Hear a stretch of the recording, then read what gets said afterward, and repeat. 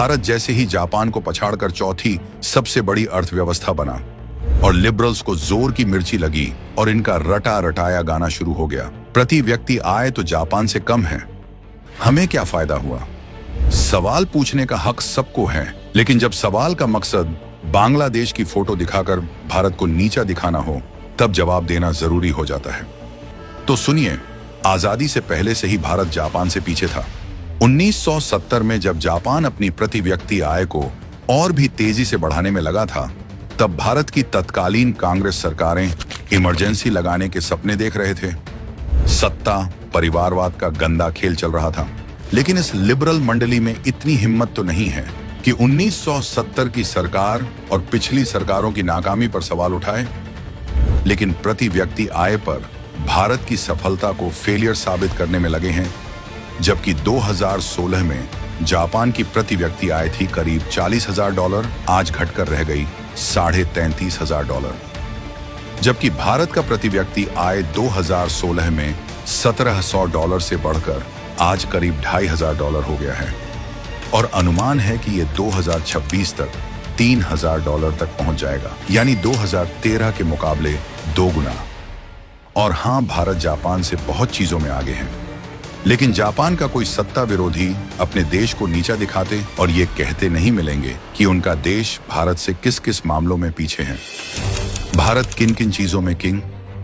India global IT outsourcing पर राज करता है, जबकि जापान जैसे कई देश सॉफ्टवेयर सॉल्यूशन को आउटसोर्स करता है।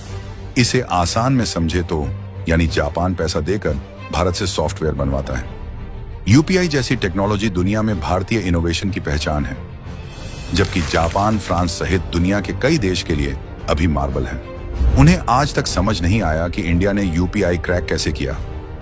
भारत को फार्मेसी ऑफ द वर्ल्ड कहा जाता है, क्योंकि भारत के अंदर किफायती और जेनरिक दवाइयां सस्ते दामों पर मिलती हैं। जापान आज भी ये चीजें इंपोर्ट करता है। सऊदी जैसा देश भारत से दवाइयां मंगवाता है।